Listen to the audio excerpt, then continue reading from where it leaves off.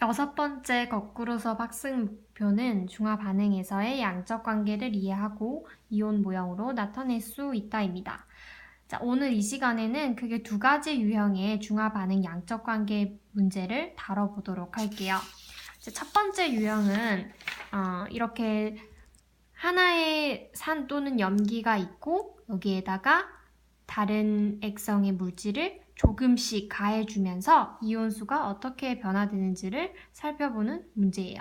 자, 선생님 준비한 문제는 염산 20ml가 있는데 이 안에 총 이온수가 8N개가 있다라는 조건이에요. 그러면 이온수는 4N개가 수소이온일 것이고 4N개가 염화이온이겠죠. 그리고 NaOH를 이제 10ml씩 가해줄 건데 중요한 건 똑같은 농도가 아닐 수 있다라는 거야. 조건을 보면 단위 부피당 이온수를 우리가 농도라고 이해할 수 있다고 지난 시간에 배웠죠. 농도가 HCl의 절반이라는 얘기예요. 그러면 똑같은 부피, 즉 20ml 속에 이온수가 4N개가 있다라고 이해를 할 수가 있겠죠. 그래서 이 NaOH의 농도는 20ml에 NaOH 이온수가 4N기다. 근데 지금 10ml씩 넣어주고 있으니까 20ml를 기준으로 하지 말고 10ml에는 2N개가 있다라고 이해를 하는 게 훨씬 더 편하겠죠. 그래서 10ml를 넣어줄 때마다 NaN개, OHN개가 각각 들어가는 상황인 거예요. 자, 그러면 이제 0은 NaOH가 가해지지 않았을 때 이온수겠죠? 그러면 이때 총 이온수는 8N이겠죠? 지금 눈금이 좀 모자라긴 한데 이어서 8N개에서 시작을 해볼게요. 아니면은 우리가 각각의 이온수를 따로 나타내 보도록 할게요. 지금 8N개를 나타내기에는 좀 수치가 Y축이 좀 부족하기 때문에 각각의 이온을 나누어서 한번 적어보도록 할게요.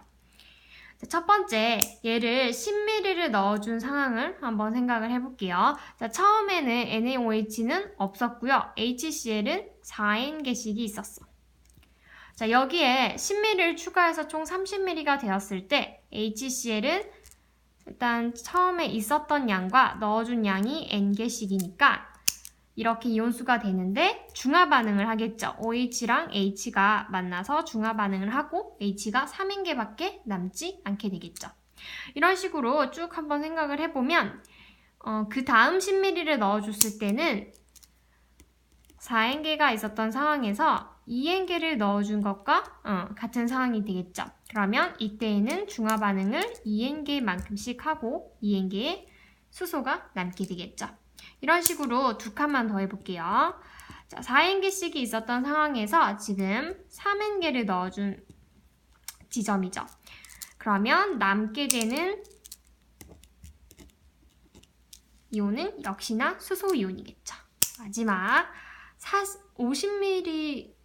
20ml에서 40ml를 가해서 총 60이 되었을 때는 4N개씩 있었던 상황에서 똑같이 4N개씩 들어간 상황이 되겠죠. 그러면 이때에는 H와 OH가 똑같이 중화 반응에 1대1로 참여를 하고 남는 H나 OH가 없겠죠. 그래서 액성은 중성이 되겠네요. 그러면 이거를 이제 수소이온부터 한번 나타내 볼게요. 처음에는 4N개에서 시작을 했다가 점점 줄어들고 있죠. 언제까지? 40ml를 넣어준 지점까지 이렇게 줄어들겠죠. 그래서 이렇게 줄어들다가 이제 나중에는 계속해서 없는 상황의 그래프가 수소이온의 그래프가 되겠죠. 두 번째는 수산화이온을 한번 그려볼게요. 수산화이온은 없었다가 언제부터 나타날까요? 그렇죠. 40ml 이후부터 나타나기 시작을 하겠죠. 나타나는 기울기는 그렇죠. 10ml에 N개씩이니까 이런 식으로 증가를 하게 된다는 걸 예측할 수가 있고요.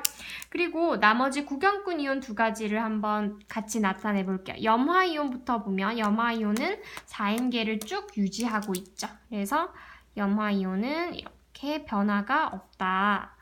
이런 그래프가 염화이온의 그래프가 될 거고요. 마지막으로 이제 나트륨이온은 없었지만 점차적으로 N개씩 증가를 하고 있죠.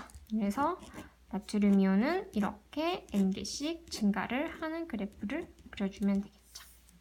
그러면 여기서 한 단계만 더 높여서 보르면 지금 요 지점과 요 지점에서 총 부피가 2배가 차이 나는데 단위 부피당 이온수가 몇 대 몇일지 한번 생각을 해와 보세요.